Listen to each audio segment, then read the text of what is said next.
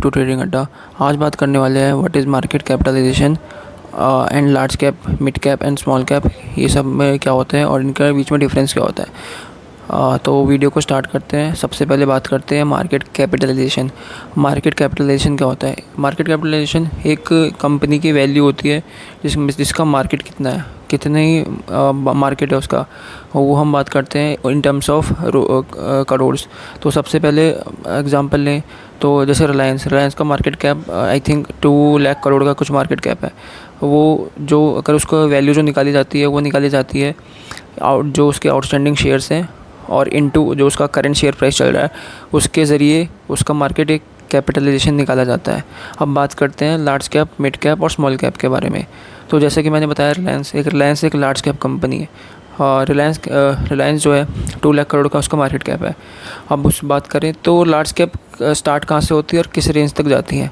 तो large cap जो है वो जनरली 20,000 या 30,000 करोड़ से स्टार्ट होती है और उसके अब जितनी भी हैं वो लार्ज कैप में आएंगी। मिड कैप रेंज में आएंगी जैसे 5,000 करोड़ से 20,000 करोड़ के बीच में या उसके 30,000 करोड़ तक, ये आपके आएंगी मिड कैप रेंज में। और उससे छोटी स्मॉल कैप में आती है जनरली 5,000 करोड़ तक की कंपनीज़।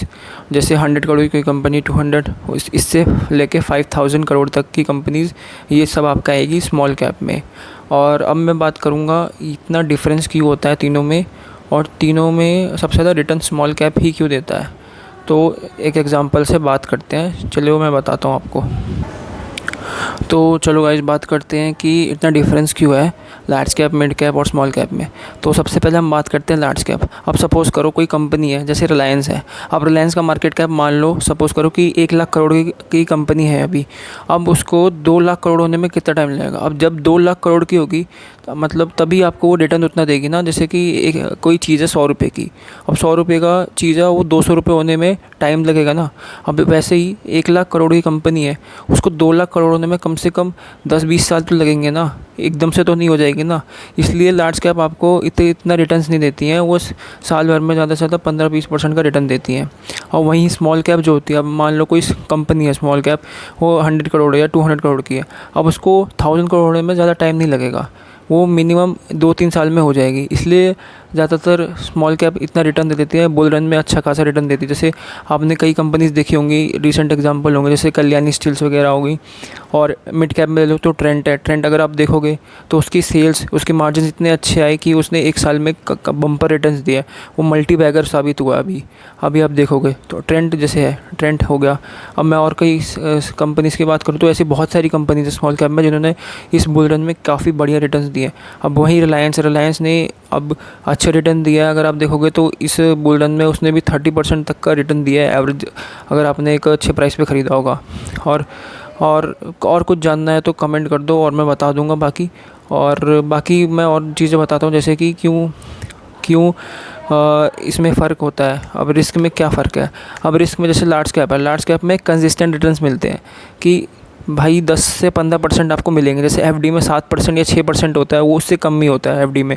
तो एक लार्ज कैप में ये होता है कि 10 से 15% रिटर्न आपका कहीं नहीं गया। और मिड कैप में हो गया कि 30-40% मिलेगा ही मिलेगा।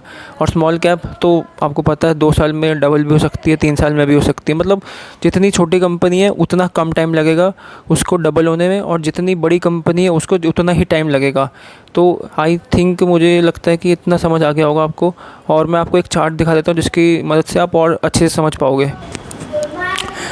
तो ये देखिए गाइस, ये रहा चार्ट। अब इसमें आपको मैं दिखाता हूँ। अब जैसे मैंने आपको एक्सप्लेन करा था, तो ये इसमें लिखा हुआ है market capitalization is used to determine the size and the relative value of a company in the stock market. It is calculated by multiplying the current market price of the stock market by the total number of outstanding shares of the company. अब इसके जो 3 categories है, large cap, mid cap और small cap. अब इसमें आप पढ़ सकते हो कि have a market cap of 20,000 crore and above, these are stocks of well established companies that stay consistent during economic cycles. अब इसका मतलब जैसे आप समझिए कि कंसिस्टेंट जो साइकिल्स में रिटर्न देता रहेगा आपको। अब मिड कैप में जैसे मैंने बताया था 5,000 से 20,000 करोड़ तक की, ये आपको एक स्टेबिलिटी भी देगा और ग्रोथ भी देगा। और स्मॉल कैप जो होगा वो उसमें काफ़ी पोटेंशियल होता है ग्रोथ का। बहुत रिटर्न्स अच्छे रिटर्न्स देता है, पर उसमें रिस्क भी उतना होता है। अब इन तीनों में अलग अलग रिस्क है। अब जिस लार्ज कैप है, लार्ज कैप में रिटर्न अच्छा है तो रिस्क कम है थोड़ा। मिड कैप में अगर रिटर्न और अच्छा है तो रिस्क थोड़ा और ज़्यादा है। और स्मॉल कैप में तो बहुत ज़्यादा रिस्क भी है, बहुत ज़्यादा रिटर्न्स भी है। तो ये मुझे लगता है कि इतना आपको अब समझ में आ गया होगा। और अगर आपको समझ में आया हो तो प्लीज़ वीडियो को लाइक कर देना और चैनल को सब्सक्राइब कर लेना।